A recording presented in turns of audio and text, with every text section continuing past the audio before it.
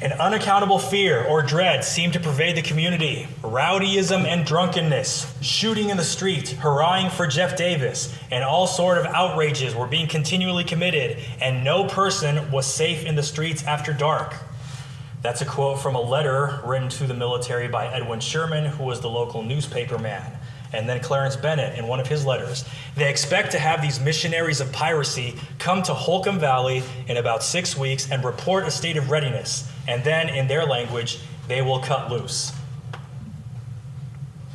Well, the Army acted. So, in September 7th, Captain John Davidson arrived at San Bernardino with 60 dragoons, joined by 5 companies of California infantry. Now that's a big deal. Dragoons, eventually they'll be reclassified as cavalry, but those are the horse soldiers.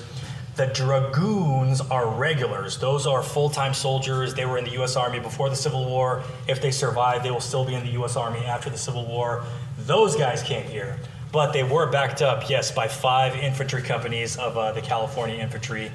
Federal troops, they set up a camp right outside of town. The present-day location, the approximate location of Camp Carlton, which they named after the guy that you saw in the title card, is Waterman Avenue and the Santa Ana River. So that's the trees that you see. It's not just a bunch of trees. That's actually the Santa Ana River. There's a natural depression in the ground.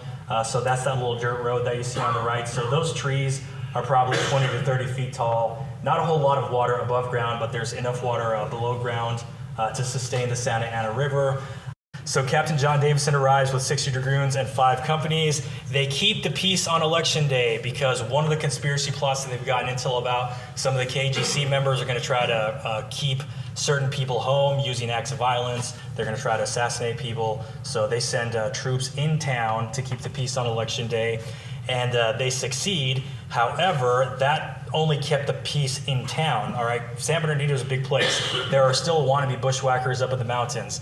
So on September 7th, just 2 days after Election Day, we get our first skirmish inside of San Bernardino County.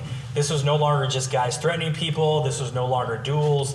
On September 7th, up in Bear Valley, close to Holcomb Valley, a group of approximately 9 pro-secession militants did open fire on a small group of pro-union miners, and the pro-union miners returned fire.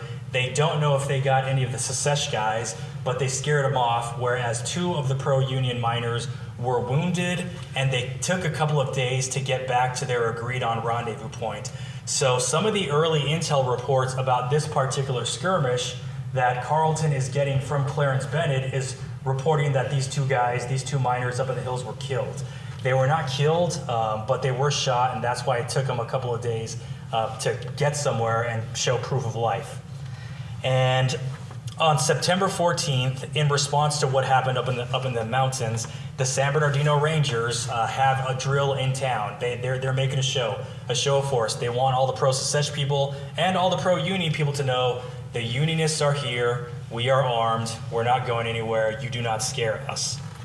But something's going to happen that really causes a lot of panic in Clarence Bennett.